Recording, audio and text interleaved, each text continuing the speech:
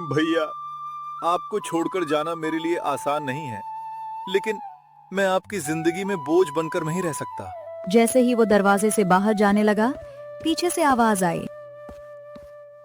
दीपक, कहाँ जा रहा है तू? दीपक दरवाजे पर ही रुक गया। उसकी आंखों से आंसू लगातार बह रहे थे। हाथ में छोटा सा बैग था और दिल टूट चुका था। दीपक, मुझे छोड़कर मत जा। मैंने तुझे अपने बेटे की तरह पाला है। भैया, मैं आपको और भाभी को रोज रोज मेरी वजह से झगड़ते नहीं देख सकता। बाबूजी ने आपको खुश रहने को कहा था। मैं आपकी खुशी छीनना नहीं चाहता।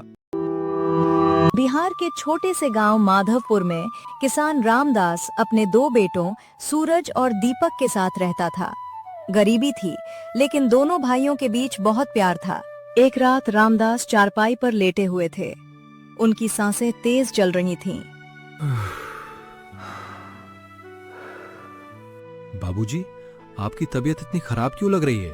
मैं अभी डॉक्टर को बुला कर लाता हूँ। नहीं बेटा, पहले मेरी एक बात सुन ले। शायद अब मेरे पास ज्यादा समय नहीं बचा है। बाबूजी, ऐसी बातें मत कीजिए। आपने ही तो हमें संभाला है। आप हमें छोड़कर नहीं जा सकते। इतने में छोटा बेटा दीपक दौड़ता हुआ कमरे में आया। बाबूजी, आपको क्या हुआ?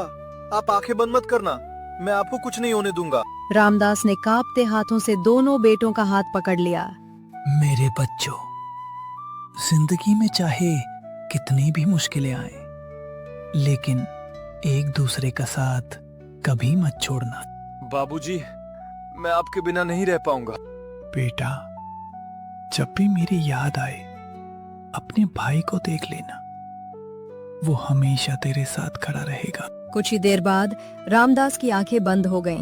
बाबूजी, उठ जाइए, मुझसे बात कीजिए, मुझे अकेला मत छोड़िए। मत रो दीपक, आज से मैं ही तेरा सहारा हूं। मैं वादा करता हूं, बाबूजी की कमी कभी महसूस नहीं होने दूंगा।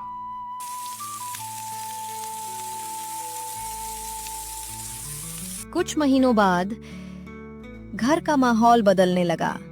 नंदिनी को दीपक का घर में रहना पसंद नहीं आने लगा। आखिर कब तक हम इसका खर्च उठाते रहेंगे? अब इसे समझना चाहिए कि जिंदगी ऐसे नहीं चलती। नंदिनी, वो मेरा छोटा भाई है। बाबूजी जाते जाते उसकी जिम्मेदारी मुझे देकर गए हैं। दरवाजे के पीछे खड़ा दीपक सब सुन रहा था। जिस भाई ने मुझे पिता का प्यार दिया, आज मैं उसी की परेशानी बन गया हूँ। उसकी आंखों से आंसू गिरने लगे। उस रात दीपक ने अपना बैग उठाया।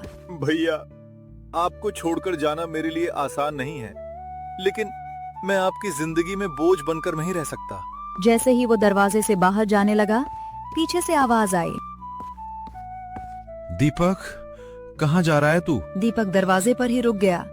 उसकी आंखों से आंसू लगातार बह रहे थे।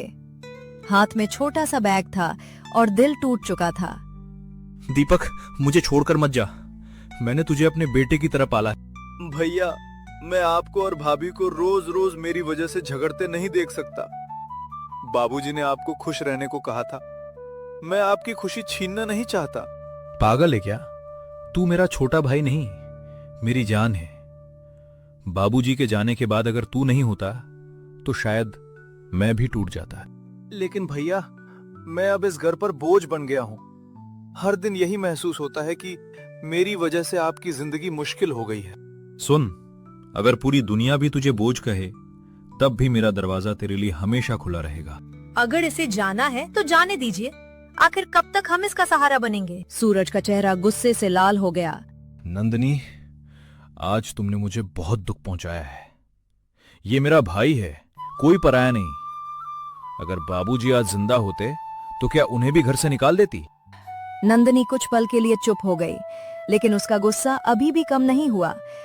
मैं सिर्फ अपने परिवार का भविष्य देख रही हूँ। यही तो मेरा परिवार है, तुम भी और दीपक भी। परिवार किसी एक से नहीं बनता। भैया, मैं आपको और भाभी को रोज रोज मेरी वजह से झगड़ते नहीं देख सकता। बाबूजी ने आपको खुश रहने को कहा था। मैं आपकी खुशी छीनना नहीं चाहता। पागल है क्या? तू मेरा छोटा भाई नहीं, मेरी जान है।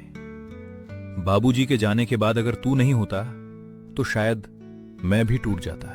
लेकिन भैया, मैं अब इस घर पर बोझ बन गया हूँ।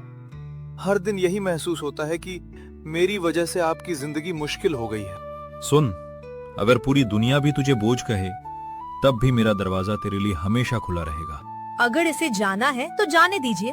आखिर कब तक हम इसका सहारा बनेंगे? सूरज का चेहरा गुस्से से लाल हो गया। नंदिनी, आज तुमने मुझे बहुत दुख पहुंचाया है। ये मेरा भाई है, कोई पराया नहीं। अगर बाबूजी आज जिंदा होते तो क्या उन्हें भी घर से निकाल देती? नंदिनी कुछ पल के लिए चुप हो गई, लेकिन उसका गुस्सा अभी भी कम नहीं हुआ। मैं सिर्फ अपने परिवार का भविष्य देख रही हूँ। यही तो मेरा परिवार है, तुम भी और दीपक भी। परिवार किसी एक से नहीं बनता। दीपक दोनों की बातें सुनकर और टूट गया। वो धीरे से सूरज के पैरों में झुक गया। भैया, मुझे माफ कर दीजिए। मैं नहीं चाहता कि मेरी वजह से आपका घर टूट जाए। मैं मेहनत करूंगा, कहीं भी काम कर लूंगा, लेकिन अब यहाँ नहीं रहूंगा। सूरज ने तुरंत उसे उठाकर गले से लगा लिया। दोनों भाई फूट फूट कर रोने लगे। आज के बाद अगर तूने घर छोड़ने की बात भी की ना, तो समझ लेना तूने अपने भाई का दिल तोड़ दिया। दीपक कुछ बोल नहीं पाया। उसी समय नंदिनी ने दोनों भाइयों को रोते हुए देखा।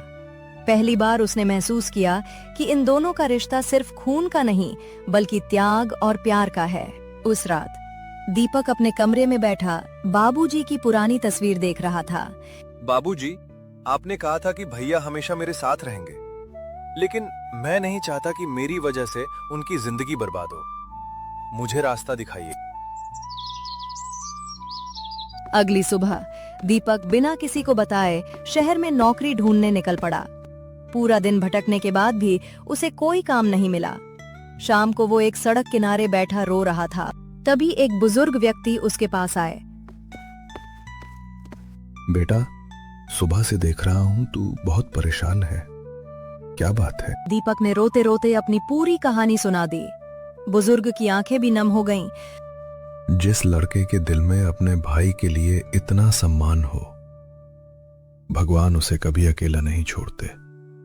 कल सुबह मेरे गोदाम पर आ जाना। अगर मेहनत करने का हौसला है तो काम भी मिलेगा और इज्जत भी। दीपक की आंखों में कई दिनों बाद उम्मीद की एक छोटी सी किरण दिखाई दी। उधर घर में सूरज जब खेत से वापस आया तो दीपक का कमरा खाली देखकर घबरा गया। टेबल पर एक चिट्ठी रखी थी। कांपते हाथों से उसने चिट्ठी खोली।